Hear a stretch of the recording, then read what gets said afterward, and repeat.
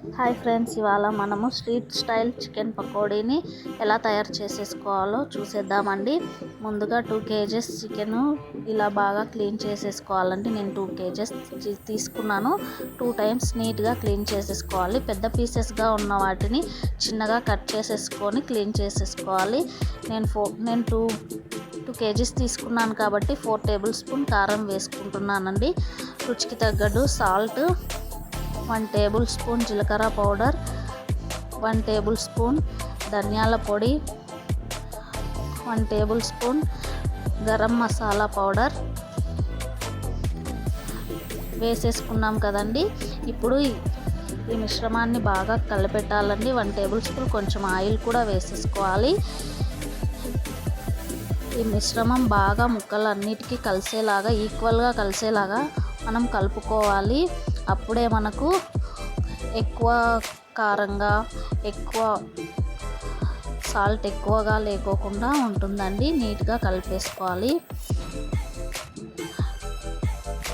ఇలా కలుపుకున్న తర్వాత next 2 tablespoon corn powder, 2 tablespoon బియ్యం పిండి వేసుకుంటే మనకు కొంచెం క్రంచీగా క్రిస్పీగా ఉంటాయండి. 2 tablespoon అల్లం పేస్ట్,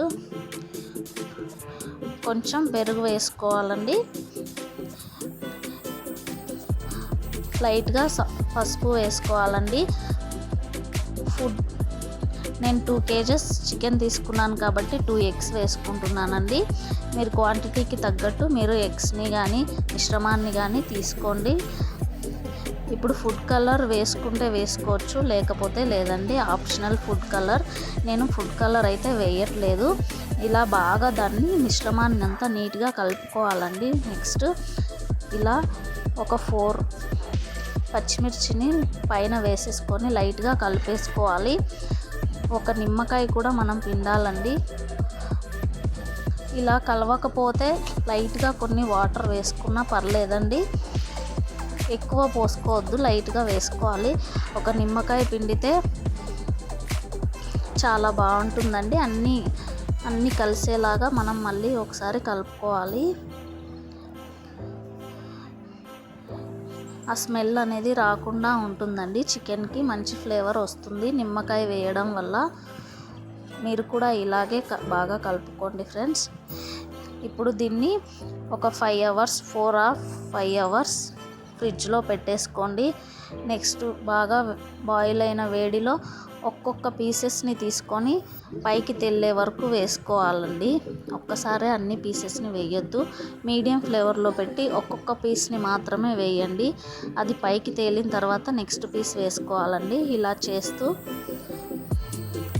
అది బాగా తెల్లుతున్నప్పుడు కొద్దిసేపు అలాగే వదిలేయండి. మీడియం ఫ్లేవర్లోనే పెట్టాలండి.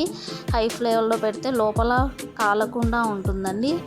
లో పెట్టినా కూడా నూనె కాగదు కాబట్టి మీడియం ఫ్లేవర్లోనే వేగనిచ్చుకోవాలి.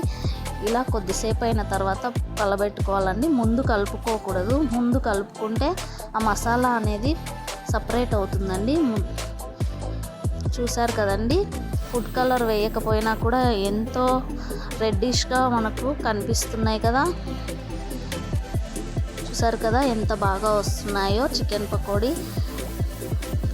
ఇలా ఆనియన్స్తో గార్నిష్ చేసుకుంటే ఎంతో crispy and spicy chicken pakodi ready.